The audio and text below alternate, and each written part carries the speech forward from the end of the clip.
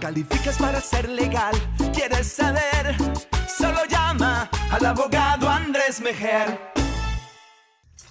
So, first important question is, how do you know if you qualify? There's a number of requirements. You have to be adult, you have to be 18 years. If you're younger, your parents will let you apply. You have to be a lawful permanent resident for 5 years, or if you're married to a United States citizen, you have to have been married to a United States citizen for 3 years. You have to have been in the United States for 30 months of the last 5 years before you apply. If your application is based on a marriage to a United States citizen, then it's 18 months out of 3 years, which is 36 months. What does that mean? Is half of the time that they're looking at, you have to have been physically present in the United States. It's what they call continuous residence.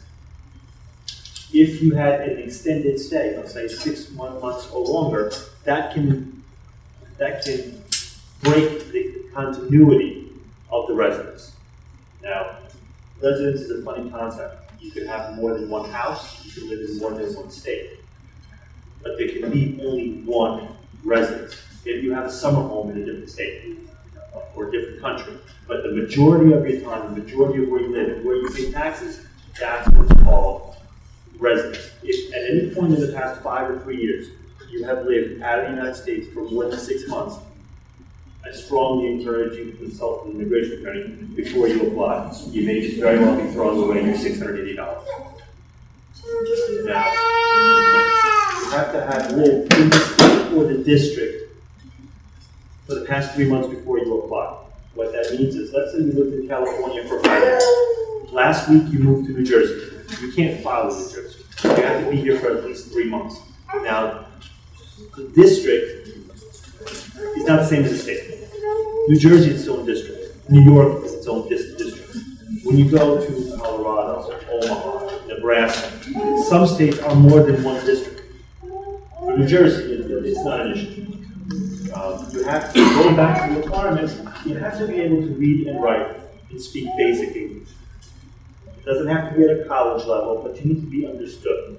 When you're at the interview and they ask you questions, if you don't understand what they're saying, you're not going to pass. They're going to make you do it again.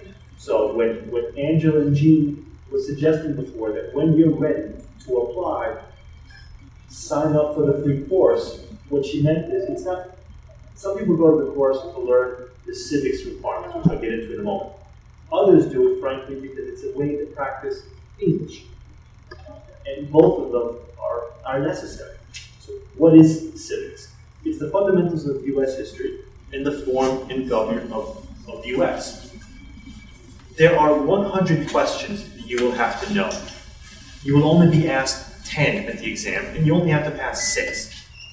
If you know the 100, you know the questions in advance, it's just a matter of practice.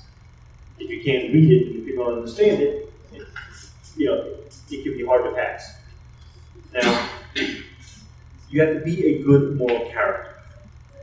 I will elaborate that in a little bit. For now, let's just say you have to be a good person. There are certain things that might make you a bad person from immigration's perspective. You can't be in default for any back years of taxes. That's a convoluted way of saying, if you didn't pay your taxes, you're not going to become a citizen. But you have a very good explanation for that. If you're a man, and if you're between the ages of 18 and 26, you have to register for selective service when you're a resident. That means that if you're called upon to do service for the United States, whether it's military or civil, you have to register. If you don't, it's a violation. That may prevent you from ever becoming a United States citizen. You also have to be willing to support the Constitution, perform any civilian or military service, and be willing to take the oath of allegiance. Now, those are the requirements. They're relatively, for the most part, easy to follow.